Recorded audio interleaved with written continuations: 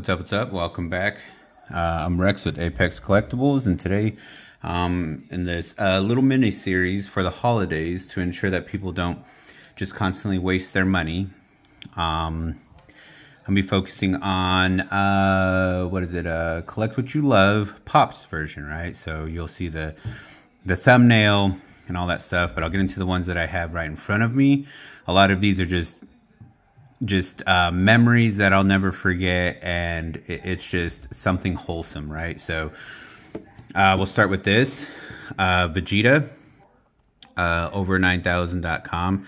Kind of a rare pop. It's in a solid protector. One of the best part I like about this is the fact that my wife actually won this on eBay in a raffle and got it for me. So not only is it Majin Vegeta, Dragon Ball Z fan, massive Dragon Ball Z fan, but and you'll probably hear my dog. She's going to be whining a little bit. But it's the fact that, you know, she got it for me. I always wanted it, and she won it in an auction. So, moving right along. Now, our last pop that we've bought is Mojo Jojo. Powerpuff Girls. If you know, you know. It's okay to be a Powerpuff Girls fan. It's not a girly cartoon. But the reason why we got this, and you'll see more of our collection, is because if you didn't know, the voice actor for Mojo Jojo is also the same guy that does the Scream actor's voice. He's a voice actor whenever he makes the phone calls on Scream. So he's going to be doing a signing next year. So I bought the pop. Hopefully I can get it signed by him.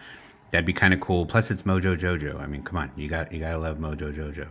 But there's that for our last pop purchase. And then the one in front of you. It's actually a pretty rare pop at this point. But it is the Brumak from Gears of War. And if you haven't watched my video on my comics, you'll know that me and my, or if you haven't watched it, then you won't know. But if you have watched it, you'll know that me and my wife are massive Gears of War fans. This is pretty much how we met at work, and then we started playing Gears of War together. And it came with a soft protector, so that's awesome. Those are hard to get. But it's actually a pretty valuable pop. So super stoked. Hard to get nowadays. But it not only does it have value, but it has nostalgia too, you know what I mean, as far as Gears of War. And then it has that near and dear to my heart with my wife, and loving Gears of War, playing Gears of War, and it's a Brumak. Like, come on, if you know what a Brumak is, then you definitely got to get that pop, right? Pretty pricey when we first got it. So we'll move on to some superhero pops. There's nothing super special about them. They weren't too expensive. But they are the 8-bit Joker pop. Love this pop. Nothing special. It's not $1 million. Don't care. Just love the 8-bit feel about it. Almost like a Lego feel, right? Always loved it. Had to get it. So there's that one. And then to go with that, we have the Batman Fall Convention exclusive. Not really high, you know, on the pricing range, but it's fine. It's an 8-bit Batman pop, and if you're a DC fan, you should probably look for this pop. Old school colors too, the blue and gray. I just love the way it looks. It's awesome. That's the point of collecting, right? Collect what you love, hold on to it, obviously invest in certain things that'll build value in the end, so you can keep your collection going and pushing forward. Masters of the Universe. This is actually super rare at this point, but Orko, right? Well, who's Orko? He's just a sidekick, just a small character in Masters of the Universe, but me and my wife both love Masters of the Universe. What I did not mention in the comic video was that she actually has a first appearance of She-Ra in comics. She got it graded at 9.6. Doesn't matter about the grading. She loves She-Ra, and you'll see more about that in a second, but she has that comic, so huge Wolverine fan too. Wolverine #1, she has a 9.2 graded. That's part of her collection. But regardless, Masters of the Universe, we have most of these actually on the back. But Orko was kind of hard to find. I don't know if he still is, but he's kind of pricey at this point, and super stoked to have that one. So this is a big part of you know, once again, collect what you love, because I highly doubt this pop will ever be worth anything. But so Wacky Races, Hanna-Barbera, it's Muttley. Now, why do I have this? It is actually because when my wife laughs really hard or randomly off to the, you know, when it something catches her off guard, she laughs like Muttley. And we cracked up one day and we loved it and we found it and I had to buy it. I can't even remember how much I paid for it. I don't even know how much it's worth at this point. It's a Hanna-Barbera character, which is awesome, but it just, you know, it's me and my wife. So that's a big part of your collection, right? Don't just, you know, oh, Bob on YouTube told me to collect this, so I'm going to collect it. No, what do you like about it? You know, is it something that holds value to you? Me and my homeboy Jason talk about it a lot, which is one of my, his daughter is one of the people that actually supports all of my videos. Leia, if you didn't hear her before, then yeah, and I'm super stoked to be friends with him. He's closer to a brother than anything else. And with that being said, Step Brothers. So I am Dragon, and he is Nighthawk. But regardless, this is actually a pretty pricey pop. I mean, like 60 bucks, you know, whatever. But he sent this to me, and I was extremely stoked. I was super excited to have it. I love the fact that it was a present. And Step Brothers. I mean, you can't go wrong with Step Brothers, and it's a pop. So Dale Doback, Step Brothers pop. It's just, you know, it's not in perfect shape. I don't care. It's been on my shelf. It's been in this protector this whole time. And it'll never be opened because of the attachment between me and basically one of my best friends, if not my brother. So moving along, I think this is actually one of the first super expensive pops we ever got, Darkwing Duck. She was a super huge fan of Darkwing Duck when she was growing up, and I think I got it for her birthday or something like that. But regardless, awesome. Loved Darkwing Duck growing up as well. You know, collect what you love. Very awesome.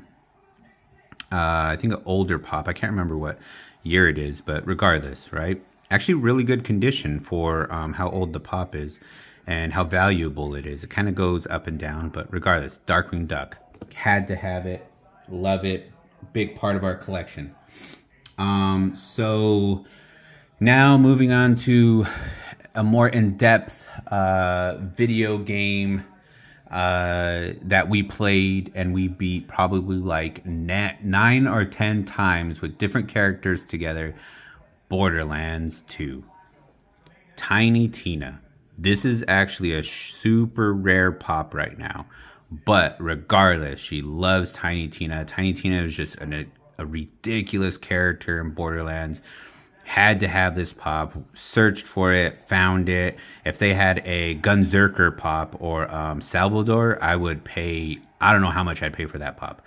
But that would definitely have to be mine. But once again, near and dear to our hearts due to video games. Love this pop. Love that it's Tiny Tina. Hard to get, and has to go in that hard protector. Awesome pop. Now, once again, so I played a lot of Halo growing up, and she played a lot of different games, but really got stuck on Call of Duty, right? We haven't played Call of Duty in a very long time, only because of the state of the game. I don't know about this newer one, so I can't judge that, but I know it just became a cash grab.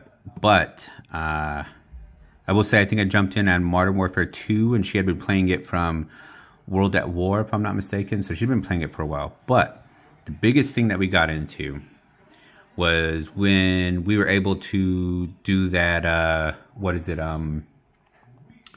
that multiplayer campaign, not campaign. Well, campaign, yes, we did have fun with that. But when we were able to actually fight the Juggernaut, and he would come in while you're fighting swarms. I can't remember which Call of Duty that was, but this is actually pretty pricey now too.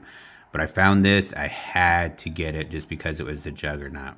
You have to have a Juggernaut if you are a fan of Call of Duty. Love it. It's so awesome. And once again, we are big gamers. I just got rid of my system only to, you know, go towards my collection and hopefully get more content for you all. to start something else that I love. But really love this pop. Super cool. Call of Duty Juggernaut had to go in the hard stack. Now, something even more obscure, and for my fellow older fans, I had to get this one only because of how we grew up, the cartoons we watched, the craziest stuff that we had seen, right? There was a lot of crazy cartoons like in the 70s, and then obviously we grew up watching them in the 80s and then the 90s. But I found this, had to get it for my wife, Dactyl. Eterna limited edition pop from Heavy Metal. This is just awesome. I don't know how much she's worth. I don't care. But I watched Heavy Metal so many times growing up. Actually, 1981. Okay. But I had to get this for her. She loves it. It's a part of her collection. Super awesome. Toy Tokyo limited edition, San Diego 2018. But man, had to get it. This movie was probably the craziest cartoon I had ever seen in my life until I got into anime. Drugs, guns, sex, it was just crazy. Crazy cartoon. Super stoked to have that in our collection. Now moving on to something a little more awesome in my opinion. Signature Pops.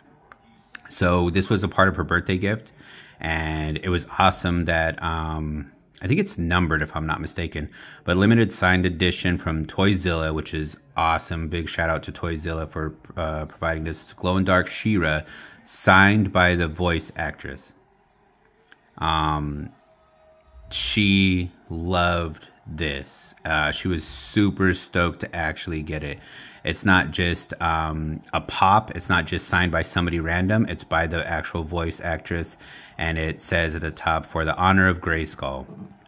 What I really love about getting these is it actually has the COA that she signed it to for it to be for a level of proof that it wasn't just a random signature, right?